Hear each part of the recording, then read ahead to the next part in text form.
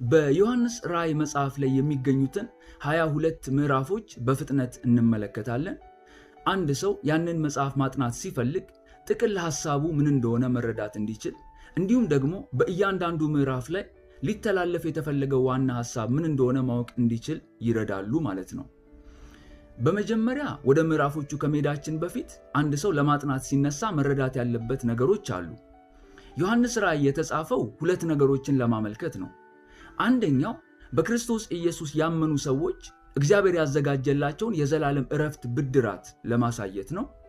ሁለተኛው ደግሞ በክርስቶስ ኢየሱስ የማያምኑ ሰዎች፣ እውነትን ያልተቀበሉና የጣሉ ሰዎች በምድር ላይ የሚደርስባቸውን ፍርድ፣ ከምድርም ባለፈ በዘላለም የሚደርስባቸውን ፍርድ ለማመልከት ነው። እነኚህን ሁለት ነገሮች በዋነኛነት ይይዛል የዮሐንስ ራእይ መጽሐፍ። በመቀጠል ደግሞ በምድር ላይ የሚሆኑት እነኚህ ፍርዶች በ7 ዓመት ውስጥ የሚከናወኑ ናቸው። የተገለጡት በ3 መልክ ነው። አንደኛ በ7 ማህተሞች ተገልጠዋል። ሁለተኛ በ7 መለከቶች ተገልጠዋል። ሶስተኛ በ7 ጽዋዎች ተገልጠዋል። ስለዚህ አብዛኞቹ የዮሐንስ ራእይ ምዕራፎች እነኚህን ማህተሞች፣ መለከቶችና ጽዋዎች ያሳያሉ።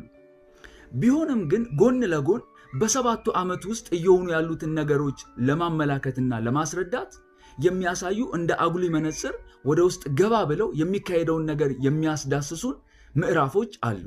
ስለዚህ አንዳንድ ምዕራፎች ፍርዶቹን ያሳዩናል። የነኝን የማህተሞቹን፣ የመለከቶቹንና የጽዋዎቹን ፍርዶች ያሳዩናል።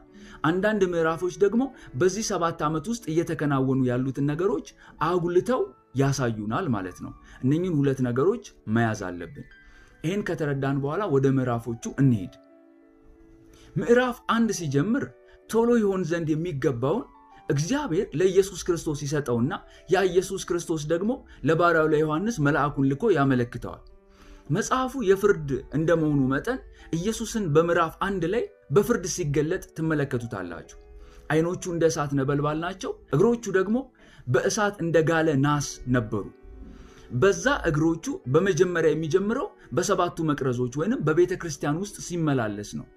ስለዚህ ምዕራፍ 2 ላይና ምዕራፍ 3 ላይ 7ቱን አብያተ ክርስቲያናት እየመረመረ ንስሐ እንዲገቡ ወደ ንስሐ ሲጠራቸው ትመለከታላችሁ።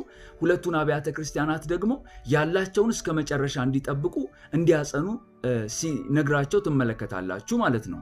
እነኛ 7 አብያተ ክርስቲያናት ድል ከነሱ ደግሞ የተዘጋጀላቸውን የዕረፍት ብድራት እንደሚቀበሉ ይነግራቸዋል። ምዕራፍ 2 ላይና ምዕራፍ 3 ላይ እነኚህን አብያተ ክርስቲያናት ከተናገረ በኋላ ምዕራፍ 4 ላይ ሰማይ ሲከፈት ትመለከታላችሁ።